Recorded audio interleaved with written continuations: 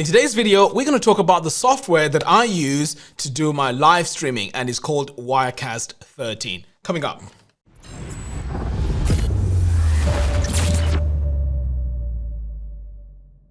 Alright, so I have Wirecast 13 open here. Now, I need to say something before I get started. I used to use Wirecast back in version 9, and to be honest, I was really frustrated with it because every time I went live, it just used to take so much computer resources, and my fans would be spinning like crazy, and the experience was really bad. So you know what I did? I stepped back a bit and I just, stopped using it. So this year I said to myself, you know what? It looks like Wirecast has improved because I came across some tutorials online. So I said, you know what? Let me try it out again. So I installed Wirecast 13 and that is what I'm running right here. And to be honest, it's fantastic. And there's one thing that Wirecast really does very, very well, and that is their system and the UI of the software is so easy to use. And that's what I'm going to show you in this video. Now, there are other options out there which are free, like OBS, but don't really like it. I prefer Wirecast, and let me show you how easy it is to get up and running here. So there's two options. I have my recent documents here. So when you set up your Wirecast, you can have your scene for that particular show. So let's say you have 3 shows that you do, so you can have all your graphics in that particular one, and then have different graphics for another one, and this is where you have your documents. All right, so let's start a brand new document from scratch. So I'm going to come over here to create an empty document and click on continue. So here we go. I'm just going to make this nice and big so we can see everything. So in the previous video I spoke about ScreenFlow. It's the same company that makes ScreenFlow, but this is for live streaming. Okay, so the first thing you want to do is to start adding all your sources. So you click on this plus button and it shows all your sources here. So let's say it's video capture. So you can come over here and choose the camera that you need to add here on this source. So if I click on add, boom, my camera is already added and it's right here. Next, you may want to record your screen. So to record your screen, click on this plus button to add a source. And this time my source is screen capture. So I'm gonna come over here, click on add. Right, it's saying missing audio driver. I'm just gonna say okay. So as you can see here, the screen that I'm actually capturing is the actual screen where I'm on right now. So that's why you can see this. And it has a little nice preview here.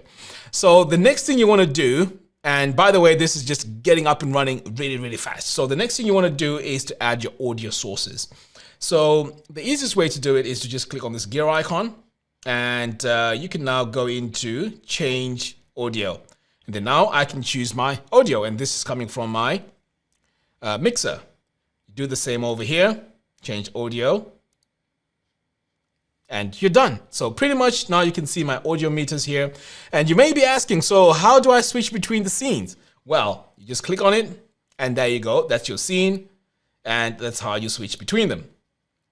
Now, this is only happening here, but ideally you want to prepare your screen here because this is the live broadcast area. You can see here live broadcast area. So when you push this over to this area, this is what the viewers will see. So you can prepare everything over here, and then once you're ready, push it over by pretty much clicking on this button here. Okay, so when you click here, now this is what everyone else is seeing, and it's live. In fact, you know what? Let me just remove that just in case I'll have some feedback. So let's say you are ready now to move on to 2. This is your cue. You click on it here, and once you're happy with the way it's set up here, you click on this button, and now it has gone now live. So it's really, really exciting to use, very, very easy to use, and you can see here that these audio meters are actually indicating that my sound is working and everything is good. Okay, so let's say you want to add some graphics. So adding graphics again is pretty simple. So when you click on the actual source here, you also have another panel that you can play around with. So I can come over here, and let's say I want to add some graphics. I can click on this plus button here, and I can go to overlays. So let's say I want to add an image, or something to go with this view. So I can click on maybe text, click on add, and I can start typing my text in here. So to edit my text, I'm just going to come over here. So you see here where it says new text, you go in there, and let's say this is live. So I'll just type in live in there. And there's also fonts that you can use here. So you can use system fonts as well to match your design. So I'm going to drag this all the way to the top. And I also may want to reduce the size. So let's go with 48. That's a bit too big. Okay, there we go. You can also add graphics from Photoshop. So if you have anything that you've designed in Photoshop, you can just drag it over here and add it onto these layers. So as you can see here, if I switch between the two, this live text is always going to be there. So let's push this over here to live. There we go. So now this shows that it's a live show, and it's always a good thing to have in there when you're, when you're running a live show. Okay, so let's see what else we can do here. So as I've mentioned, you can go into this layers and keep adding, more stuff. So if I click here on this plus button, I can go in and add, screen capture. I can add media files and so on. So let's say you've recorded a tutorial and you'd like to play it on the live show. Here's what you do. You click here on this plus button, and then you go to media files, and then you want to add the media file. So now you can look for it. So let's look for something really small here. So I'm going to go with this. Click open. So now my file has been imported, and when I click on it and take it over here to broadcast, it's going to start playing the file. So that's, in fact, this is a bad example because you can't really see what is being played. Okay, let's delete this shot. And that's how easy it is to delete it, by the way. So I'm going to click on this plus button here and add media file. Let's look for something here. Let's go to Mac. Let's go to, oh, you know what? Let's add our animation. I'm going to hit open. There we go. So if I click here on this animation and go live with it, check this out. So now I can add all my intros, and pretty cool. Now, as you can see here, this is looping. So you can go in here and also make some adjustments to this. So I can go in here and I can change my properties. So if I don't want it to loop, I can go in here and change that. And with the sound as well, this comes in with its own sound, so you don't have to add the audio source on this one here. So let's say now you're running the actual show. This will be my intro, so this will be right here. So let me just go back. So as you can see, like the way I use this, this idea of clicking on the clip first and then clicking on this button, I don't really like that. So there is also an option called Auto Live. So let me try and find it here. So let's go to switch and go to Auto Live. There we go. So with Auto Live, what happens is when I click on something here, it then goes straight live. So look at this.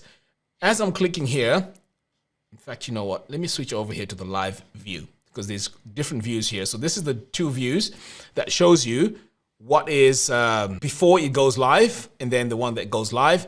So over here, this is my live view. So you can tell with the dots here. So let's say I do my intro and say, hello everyone and welcome to my show. And today I'm going to be talking about blah, blah, blah, blah, blah, blah, blah. I can then hit my introduction graphics. And then once my introduction graphics is playing, and then boom, that's the end. Right, so now I'm back. Now I can start showing whatever it is I need to show. And if I need to click back over here to my main video, I can go back to that and continue speaking.